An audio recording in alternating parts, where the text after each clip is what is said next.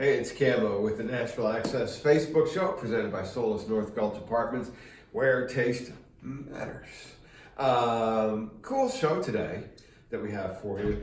There's a great show that goes around called The Next Generation, and it's the sons and daughters of some of your famous favorite country legends. And we've got one of them today, and he's just standing over here waiting for me. Now's your cue. Oh. Yeah.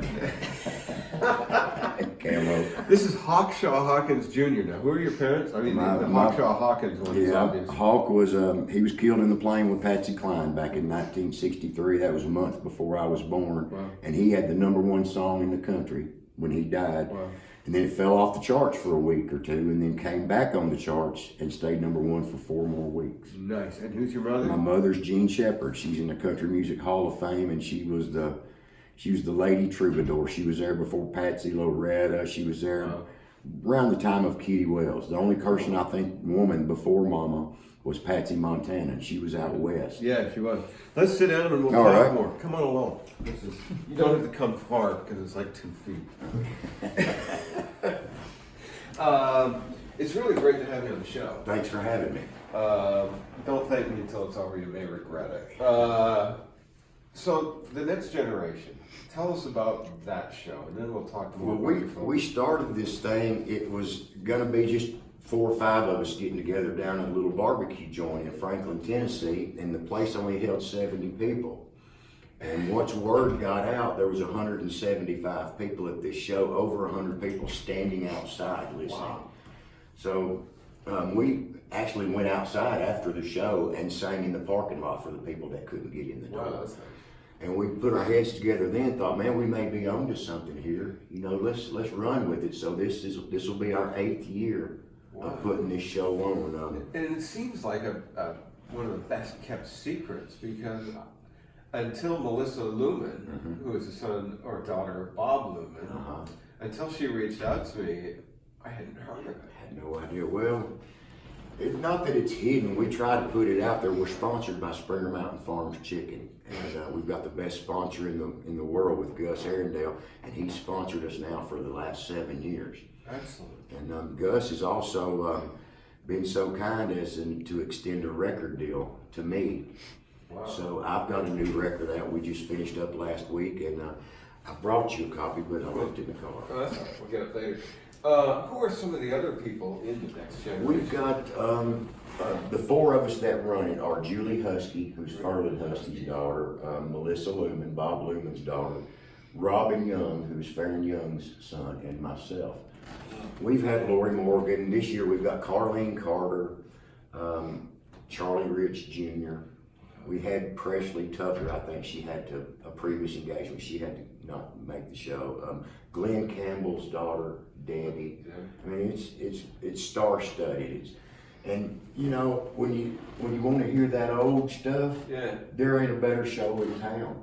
So are you covering your parents' stuff? Yeah, we're covering. You know, I'm wanting to change that because I want to do some of my stuff, Yeah. but we're gonna see about that. But we do our parents' songs, and you know, it's crazy when you hear Melissa Luman do "Lonely Women Make Good Lovers." You know, it's kind of funny, and then they'll want me to do one of Mama's songs. Well, she's a woman, Yeah. so it's kind of hard to make that adjustment. You got to change the he's and the she's, and I don't think it matters much anymore. They just want the songs, you know. well, now it's all just a little rap groove. You Yeah. know, I like it. You know, I'm not mad at them for what they got going on, but don't call it country because it ain't. Yeah. You know, and I think if they would just quit talking about pickup trucks, bonfires, and girl in Daisy Duke shorts. Well, I think that's the thing.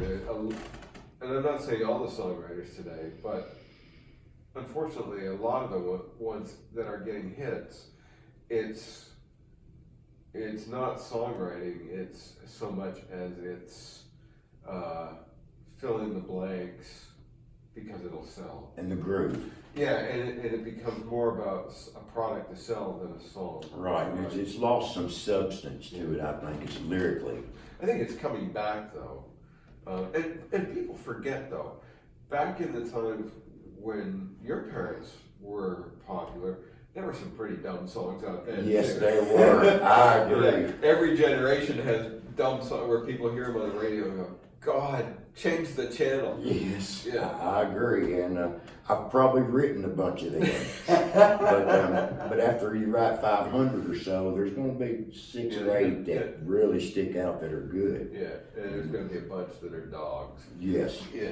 So, how did you all come together as the next generation? It all started that night in Franklin. Wow. Actually, about a year before that, we did what he called the second generation with Larry Black. Right. It was a TV show, and they sell the DVDs on the TV. And he got us all in there, and that's where I met Dean Miller, Yeah. Roger Miller's son, Georgette Jones, George and Tammy's daughter, and Michael Twitty. And I told him that night, I said, guys, and we were brats running backstage of the Grand Ole Opry together, back when we was kids. And I said, now that we've reunited, let's go out tonight and have some drinks and let's paint the town. So we all gathered and met down at Barber's downtown and had a big time together. And there was a lot of people noticing us and stuff, who we were, and then Robin Young actually said, hey man, what do you think? Let's do something called the next generation. I said, well, let's look at it. So we did, and it's grown every year, and we get a lot of the same fans, but we're getting more now every year. Are younger fans starting to discover this stuff? Mm-hmm. Oh yeah. Well, like you said, when country music will always come back. Yeah. And when it does, it'll, and there ain't no better songs than 4 in the Morning by Fair and Young. Oh, yeah. It just Hello Walls. Hello Walls. You won't find that anymore. But this is as close as you'll get to it being real right here with So, and that's a danger when you start something like this, is that all the old people come to hear, and there's nothing wrong with old people, because I'm getting there. You're there. I've been there. You run the danger of the audience dying off, so you've got to be finding ways to bring in new fans and new blood that are. Well, we do, and we change up our lineup every year. I'm going to take next year off. My sponsor's not going to like me saying that, but I'm going to take the next year off. I think Melissa's going to. We try to keep new blood. Like I said, we've had Lori Morgan, Dean Miller. I mean, there's a list of us that long. Yeah, you forget all these people that were the Opry stars and Hall of Fame. Yeah, well, they got kids. They got kids. George Hamilton V he was on board. I thought he was going to stay with us, but he's real busy down in Franklin. He's got a radio show and stuff that he does, and he goes overseas and plays a lot. Yeah, just like his dad. His dad did so well internationally. He did. Huge. He was great. I loved his daddy. My mom was like the anti-George Hamilton. Right. Oh yeah, Mama.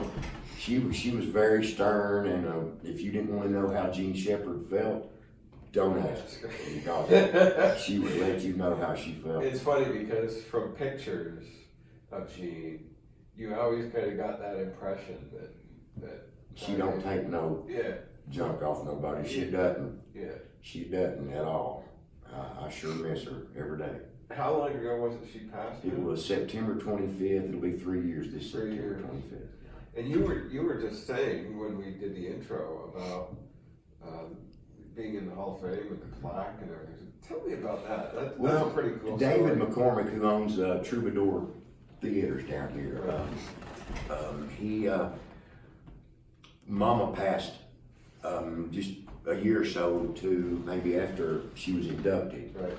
And David McCormick, she had given him this, they gave her a plaque to be fixed. It had gotten broken somehow, and I don't know how. I didn't even know anything about the plaque until about 2 or 3 weeks ago. Which is an exact replica of the one that's It in the Hall of is. It's Fame. in a shadow box. It's absolutely gorgeous. When I picked it up, I was expecting a plaque, maybe saying something, but this is the actual one that's in the Hall of Fame. But when David went back to pick it up after they had fixed it, they wouldn't give it to him because he wasn't family. So I went down there yesterday and I spoke with the security guard, and she got me in touch with this girl who took me up on the first floor, and then this guy came by and he took me up on the third floor. Well, then I started saying, hey, I need to get me a record deal. from here on CMA, give me a CMA record deal. And they all started cracking up, but finally this lady came and, Beverly or something like that, I can't remember her name, but she said, you know, I do know where the plaque is. And she kept going and kept going, and I thought she was gonna tell me that it's at a fix-it place or something, and I'll have to go ask them, and it's probably gone. Then she said, I've got it. She said, it's the only thing I've got hanging in my office, and it's been hanging there for 3 years. Wow. So she said, I'll be right back. So she went, and I'm sure she went and looked me up online to make sure that I was Gene's son, and she did, and brought me that thing out. It's huge, it's really nice, and there were about 4 or 5 of the CMA people came out, and I was looking at it, and they started clapping, and it was good, really good. Moving? Was it a moving? Oh yeah, very much. Of course, I couldn't, help but cry. Mama's got a book out. Yeah. It's called Down Through the Years, and I can't even read it. I mean, Really? Yeah. It's still fresh to you. It is, and it sounds just like Mama would say it. So it's like I'm hearing Mama say it, and I get really emotional about it, and I'll make it a page or two, and I'm like, man, I can't do this. It's good you've got that after losing your dad. You didn't even know him. No, he died a month before I was born. Yeah. And back in '55, there wasn't maybe 2 million phonograph record players in the whole United States, and Mama had a record called the Dear John Letter. Right. That went #1 for 24 weeks, and it sold 1 million copies. That was a big song. Yeah, and that was before they had Walmarts where you could go buy CD. Yeah. You had to go to a big town where there was a record store, and she still sold 1 million. The first post-war million-selling record by a woman. Wow, that's amazing. Mama has had 63 63 albums. Oh, shoot, I can't remember it all now, but it was an amazing career, in 63 or 64 years as a member of the Grand Ole Opry. Wow, that's amazing. When I was born, Minnie Pearl and Jan Howard were in the room with my mother. Of course, she had just lost her husband, so the last month for her, I'm sure, was really tough. Yeah. But Sarah and Jan came and stayed with Mama, and the whole world was looking in on her. That's cool. We're talking about your mom and daddy. Let's have a song. Okay. Y'all, here comes the part where we spoil the interview.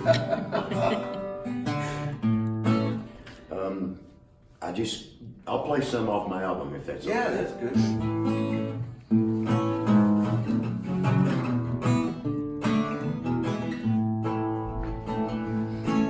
There's a drive-in movie, a carry-out cafe, a western auto, and a 5 and dime.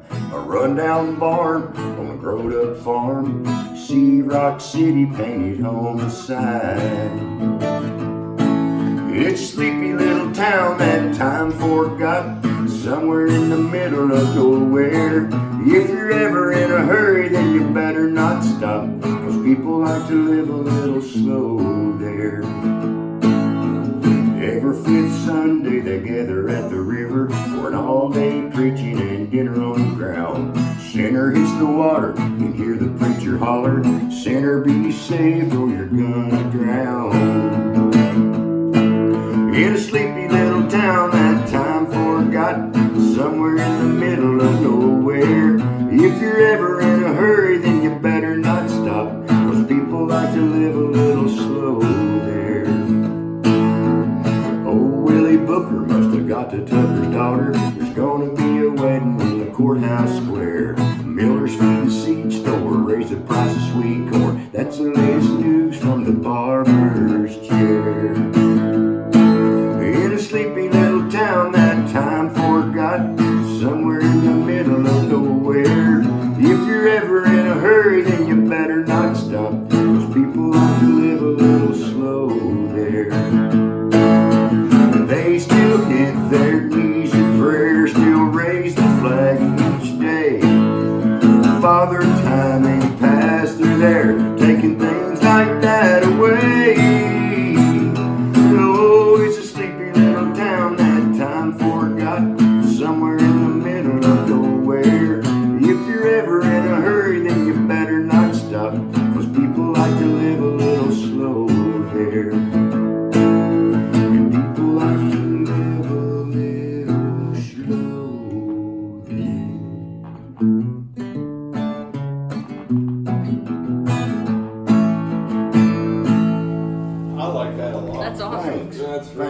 appreciate it.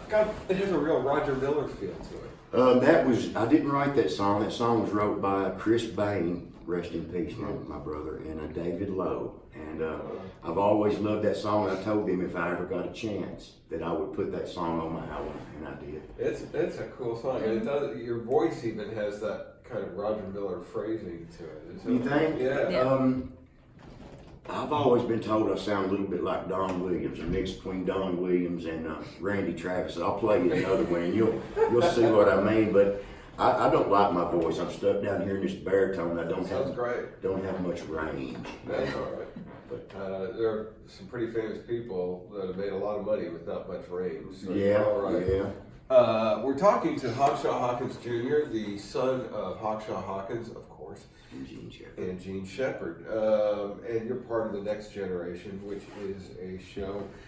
Do you tour a lot, or is it mostly around here? Well, you got to go out of town to make any money, but we do a lot of stuff locally. We do a lot of charity work as the second generation. And what was your question? Do you tour a lot? Do I tour? Yeah. We Melissa, Robin, myself, and Georgette. We did the Texas Country Music Hall of Fame. Right. They inducted. Daryl Singletary, Singletary, Mark Chestnut. I'm sorry, Mark Chestnut. And we got to go down there and do a show, and we've done some over in North Carolina, and but it's for 4 or 5 of us, it's pretty penny, for them to have to pay for us to come. So we don't do that many, but we have done some. Our main focus is this show downtown on this Friday night, y'all. Yeah, that's going to be really cool. It's going to be a great show. We've got the Carter family. It's just the list goes on and on and on. There's tons of us, and we just swap them around every year. We got Tess Frizzell, Shelley West, his daughters, and she's there with us.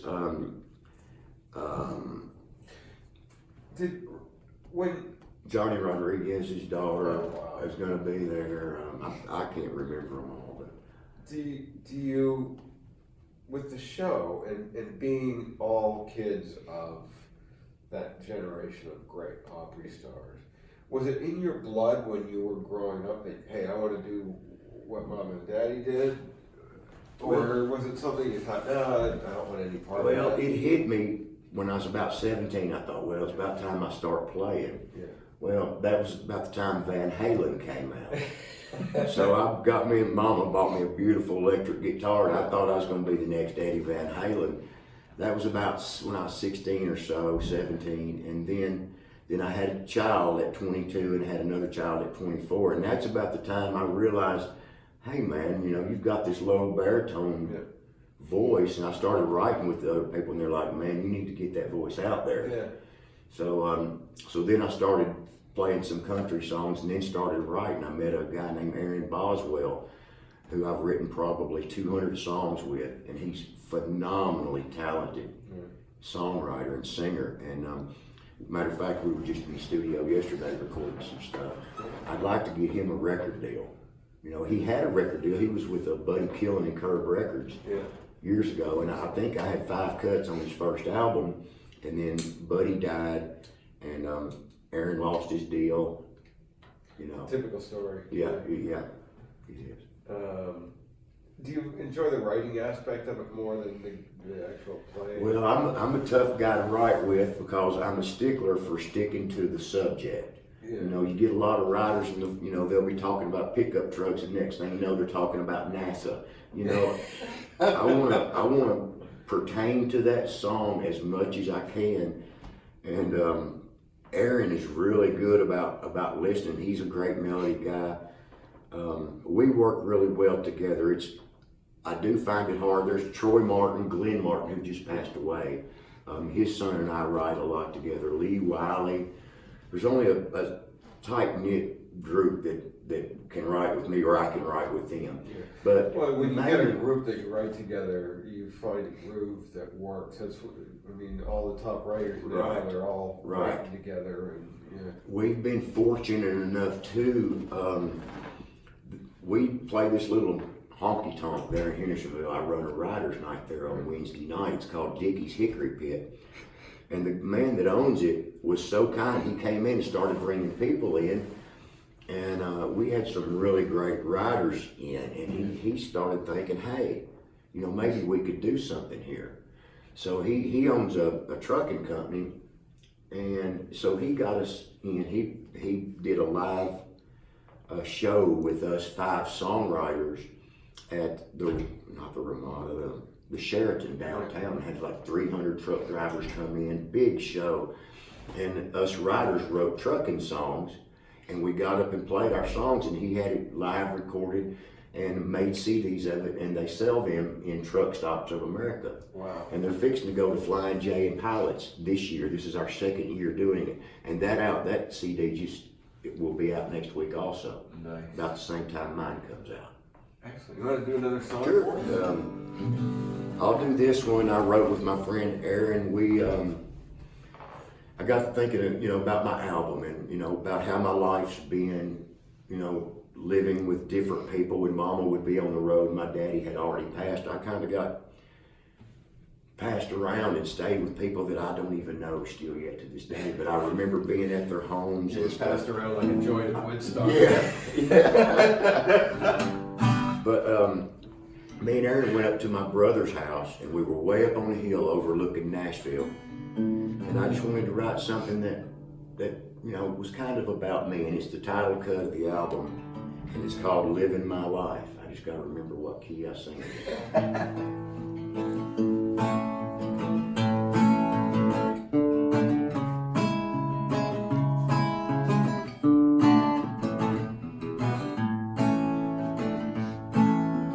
Go up on a mountainside, walk through the woods, loving life, and spend some time with me. I see a hawk off in the distance, flying the path of least resistance, and it humbles me. Then I hear my mom sing an old familiar song as the memories rush through my mind, living my life.